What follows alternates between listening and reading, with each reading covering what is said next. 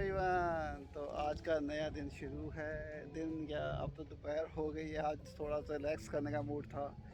टांगे बहुत ज़्यादा दर्द कर रही हैं। पिछले 11-12 दिन से हम लगातार घूमे जा रहे हैं, तो टांगे इस समय जवाब दे गई थी और नींद भी आ रखी थी। तो अभी हम निकले हैं करीबन 2:30 बजे आज, और 2:30 बजे निकलने के बाद हम आए हैं रिवेरा पार्क में। रिवेरा पार्क एक काफ़ी बड़ा पार्क है, प्लस यहाँ पे आपको अम्यूज़मेंट एक्टिविटीज़ करने को मिल जाएंगी बच्चों की। मैं भी आपको कुछ यहाँ की बेस्ट लोकेशंस दिखाता हूँ और थोड़ा सा आपको घुमाऊँगा अभी रिवेरा पार्क के अंदर।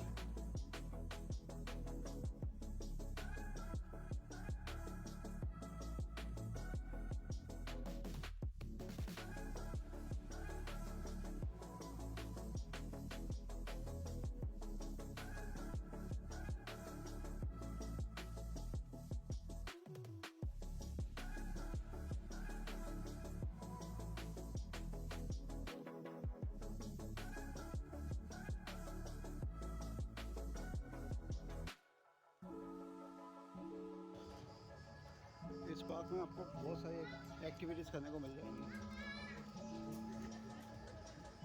ये कुछ बच्चों का रोलर कोस्टर है। आपको हर एक्टिविटी के लिए यहाँ पे पे करने पड़ते हैं। पूरे रशिया में ये हाल है कि आपको किसी भी म्यूज़ियम में जाओगे आपको एंट्री अलग लगेगी। हर चीज़ की आपको अलग से पे करना पड़ेगा। कुछ समअप, कई जगह समअप भी है कि आप एक साथ आप पे कर सकते हैं, बट उसके अंदर सारी एक्टिविटीज़ इंक्लूड नहीं होती है। इसी तरह से रिवेरा में भी है, ये फ्री ऑफ कॉस्ट है, बट आपको अंदर आने के बाद हर एक्टिविटी के एक अलग पे करना पड़ेगा। तो ये काफ़ी फेमस पार्क है यहाँ का, सोची का। ये डॉल्फिन शो है यहाँ पे और पेंगुइन शो होते हैं यहाँ पे। तो अभी शायद हम लोग पेंगुइन शो में जाएंगे, अगर टाइम सेट हो गया है, टाइमिंग बैठी तो। ये सामने से पता चला ये एक होटल है जो रिवेरा पार्क के साथ ही है। इसमें स्विमिंग पूल भी है यहाँ पे, प्लस रेस्टो बार भी है यहाँ पे। तो अगर आप रिवेरा पार्क के अंदर रहना चाहते हैं तो इस होटल को ऑप्ट कर सकते हैं।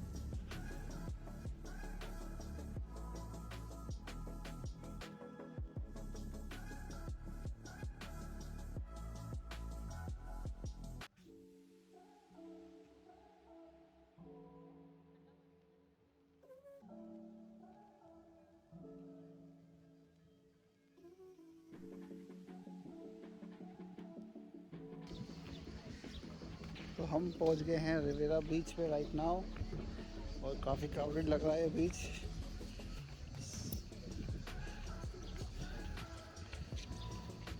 ये रिवेरा पार्क के बिल्कुल बगल में ही है।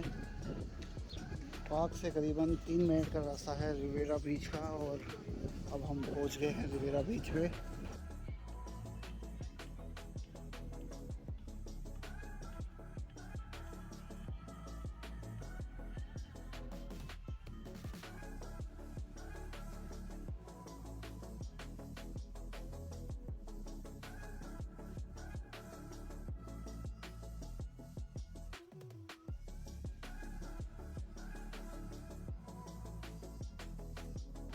गाइस ये देखिए जिम है, यहाँ पे ओपन जिम रहता है। और सामने आप देख रहे हैं वो कवर्ड इन्होंने सिटिंग एरिया बना रखा है। इसके अंदर सोफ़े लगे हुए हैं, कई जगह बेड्स लगे हुए हैं। और अभी हम बैठे हुए थे, बीन बैग्स में बैठे हुए थे। और क्या सुंदर पीछे व्यू आ रहा है इसका। और यहाँ का बीच थोड़ा सैंडी नहीं है, यहाँ पे रॉकी है। बहुत सारे पत्थर मिलेंगे आपको, ब्लैक कलर की सैंड है यहाँ पर। और बाकी जगह की तरह बिल्कुल डिफरेंट है यहाँ पे का बीच। तो वैसे भी ब्लैक सी है। ब्लैक सी इसलिए ही है क्योंकि यहाँ पे सॉइल जो है वो ब्लैक है, तो इसलिए सी भी ब्लैक दिखता है। ये वाटर स्पोर्ट्स एक्टिविटीज़ भी होती हैं यहाँ पे, मैंने नहीं करी। और जगह जगह यहाँ पे WC टॉयलेट्स बने हुए हैं, शॉवर्स लगे हुए हैं आफ्टर बीच। और after sea water you can using out your sea water from that shower.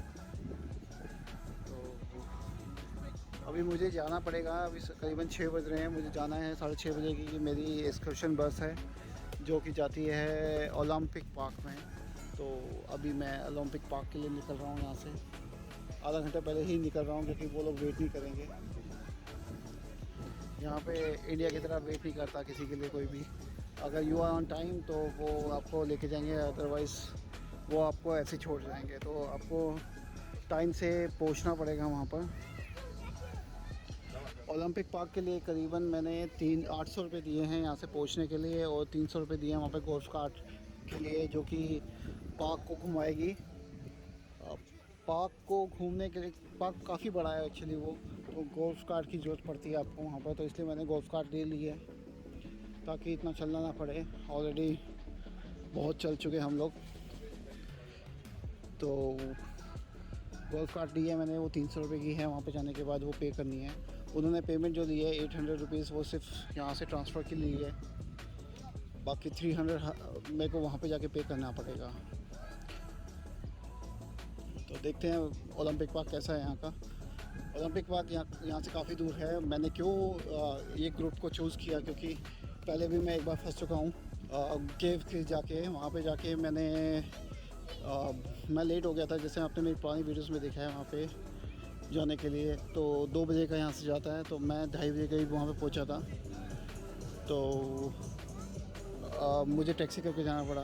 Taxi जाते समय तो कोई दिक्कत नहीं हुई थी, आते समय मेरे को कुछ व्हीकल नहीं मिल रहा था आने के लिए, तो बहुत ज़्यादा प्रॉब्लम क्रिएट हो गई थी। तो मैं इस बार वो नहीं चाहता था, इसलिए मैंने एक्सकर्शन, एक टूरिस्ट, यहाँ पे जगह जगह स्टॉल्स लगे हुए हैं टूरिस्ट के लिए, तो वहाँ से मैंने पैकेज ले लिया जो कि ओलंपिक पार्क लेके जाता है। तो वो 800 रुपीज़ ले रहे हैं वहाँ पे जाने के लिए। तो 800 में मेरे को आना जाना हो जाएगा। अगर मैं टैक्सी से जाता हूँ तो मेरे को 1300 रुपये जाना पड़ रहा है, तो थोड़ा चीप भी पड़ता है, प्लस सिक्योरिटी भी रहती है आपकी, क्योंकि वहाँ से आने का कोई पता नहीं कैसा है एरिया। वो केव वाला एरिया बहुत ही ज़्यादा अलग थलग था, कोई सिविलाइजेशन नहीं थी आसपास, तो बहुत ज़्यादा प्रॉब्लम हुई। तो मैं अपने वो हसल को मिटाने के लिए मैंने इस बार पैकेज ले लिया। अब देखते हैं हम आगे जाके ओलंपिक पार्क में कैसे रहता है। वो एडलर में है जहाँ तक मुझे आइडिया है, बट एक बार जाके देखते हैं कैसा है। तो गाइस, मैं बीच को छोड़ने वाला हूँ अभी, और प्लीज़ लाइक एंड शेयर करते रहिए। चैनल को थोड़ी मोटिवेशन मिलती है, मुझे भी मिलती है। मैं एकदम नया वर्क कर रहा हूँ, तो थोड़ा सा मोटिवेशन कुछ ज़्यादा ही मिलेगी मुझे। बस कमेंटिंग कर रहिए। अगर आपको कुछ पूछना है तो कमेंट कीजिए, मैं उसको कमेंट में जवाब दूँगा, कोशिश करूँगा जवाब देने की। बाकी प्लीज़ शेयर एंड लाइक, और बेल आइकन दबाना ना भूलिए। मैं ओलंपिक पार्क जा रहा हूँ, उसके लिए 6:30 बजे का टाइम था। मेरे को यहाँ पे आके पहुँचना था। ये डेस्टिनेशन है जिस पे यहाँ पे जाके मेरे को बस मिलेगी, और वो मुझे लेके जाएगी ओलंपिक पार्क, जो कि एडलर में है। कोची से एडलर जाने में कई घंटे लगते हैं, करीबन 1 से 1.5 घंटा लग जाता है। तो मैंने आपको वैसे पहले बताया था कि मैं टैक्सी से नहीं जा सकता था कल के एक्सपीरियंस के बाद। तो अभी मैं वेट कर रहा हूँ बस का, जो मेरे को लेके जाएगी ओलंपिक पार्क। तो ओलंपिक पार्क चलते हैं, वहाँ देखते हैं। वहाँ पे लाइटिंग शो होता है, वहाँ पे फाउंटेन है, तो वहाँ पे जाके देखते हैं हम लोग वो कैसा लगता है। यहाँ पे बहुत गर्मी है, आप ज़रूर अपने लिए कोई ना कोई अम्ब्रेला या अपने हिसाब से कुछ भी लेके चलिए। अगर आप अगस्त में आ रहे हैं तो सितंबर इज़ गुड हेयर। ये काफ़ी क्राउडेड है वैसे भी, क्योंकि ये समर चल रही है पूरे रशिया की। तो मोस्टली सब टूरिस्ट हैं यहाँ पर, रशिया से डिफरेंट प्लेसेस पे आ रहे हैं, और इंटरनेशनल टूरिस्ट तो यहाँ पे बहुत कम है, और इंडियन तो बिल्कुल भी नहीं दिखते हैं यहाँ पर। हार्डली मुझे 4 दिन में शायद एक ही फैमिली दिखी थी जो कि इंडियन थी। बहुत कम लोग आते हैं इंडिया से, तो और ना ही इंडियन रेस्टोरेंट है यहाँ पर। जैसे पीटर्सबर्ग में या मॉस्को में आपको इंडियन रेस्टोरेंट मिल जाते थे, बट यहाँ पे तो बिल्कुल भी नहीं मिलेंगे आपको। तो आप अपने हिसाब से प्रिपेयर करके आइए। खाने का अगर कुछ ला सकते हैं तो खाने का लाइए, नहीं तो अगर आप कॉम्प्रोमाइज़ कर सकते हैं रशियन फूड का, तो रशियन फूड भी इट्स नॉट सो बैड। मेरे लिए तो कोई प्रॉब्लम नहीं है, क्योंकि मैं हूँ एक नॉन वेजिटेरियन।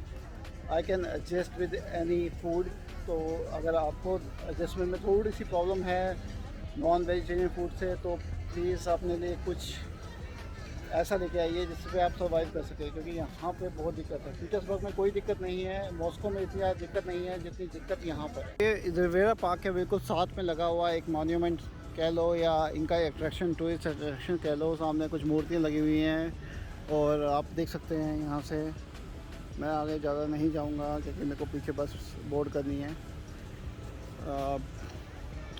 ये बिल्कुल बीच से जुड़ा हुआ है और बीच का रास्ता जस्ट रिवेरा पार्क के बिल्कुल साइड से जाता है। यहाँ से सामने आप देख रहे हैं जहाँ पे ये साइन बोर्ड लिखा हुआ है ये पेडेस्ट्रियल का, उसी से सीधा अंदर जाके ही बीच आ जाता है, रिवेरा बीच। तो बहुत इजी है यहाँ पर आना। अगर आप टैक्सी से आ रहे हैं तो आपको जस्ट टैक्सी रिवेरा पार्क के लिए लेनी है। रिवेरा पार्क भी घूमिए और साथ में बीच भी कीजिए। बीच का मज़ा अलग ही है और पार्क का आपको दिखाई दिया है। पार्क के अंदर काफ़ी सारी एक्टिविटीज़ होती हैं, तो आप वहाँ से पार्क भी कर सकते हैं। और अगर आपको ये कवर करना है, ये वाला पार्क या ये मॉन्यूमेंट, ये भी एक छोटा सा मॉन्यूमेंट सा बना हुआ है। यहाँ पे फाउंटेन्स भी हैं और आप इसको भी कवर कर सकते हैं। और सोची बीच का तो मैंने आपको ऑलरेडी कवर करवा चुका हूँ, जो कि पहले था। तो वहाँ पे कई सारी मार्केट है जो कि यहाँ पे नहीं है रिवेरा में। अगर आपको मार्केट में जाना है और जैसे रोड साइड रेस्टोरेंट बने हुए हैं, मार्केट बनी हुई है, तो वो उसके लिए सोची बीच बेटर है। रिवेरा बीच में आपको मार्केट नहीं मिलेगी। रिवेरा बीच में आपको सिर्फ और सिर्फ रेस्टोरेंट मिलेंगे या शैक्स बने हुए मिलेंगे। अदरवाइज़ अगर आपको मार्केट जाना तो सोची में जाना पड़ेगा। तो उसके बाद आता है ओलंपिक बीच, जो कि बीच सेंटर से कुछ दूर है। ओलंपिक बीच देखते हैं हम लोग जा पाएंगे नहीं जा पाएंगे, क्योंकि हमारे ऑलरेडी काफ़ी बिजी चल रहा है शेड्यूल। तो अगर टाइम मिलता तो मैं आपको ओलंपिक बीच भी घुमाऊंगा, रशिया का, सोची का। तो फ्रेंड्स, हम पहुंच गए हैं सोची के एक ओलंपिक पार्क में। या इस पार्क के अंदर कई सारी चीज़ें देखने वाली हैं, जैसे कि यहाँ पे एक स्केटिंग ग्राउंड भी है जिसको आप यूज़ कर सकते हैं। यहाँ पर आपको आइस स्केटिंग भी करने को मिल सकती है। यहाँ पर आपको आइस एरिना बने हुए हैं, वहाँ पे कई सारी चीज़ें की जा सकती हैं। थीम पार्क है, बहुत ही अच्छा सुंदर थीम पार्क है यहाँ पर। यहाँ पर आपको फार्मूला 1 रेसिंग कार चलाने को मिल सकती है, उसका ट्रैक है यहाँ पर।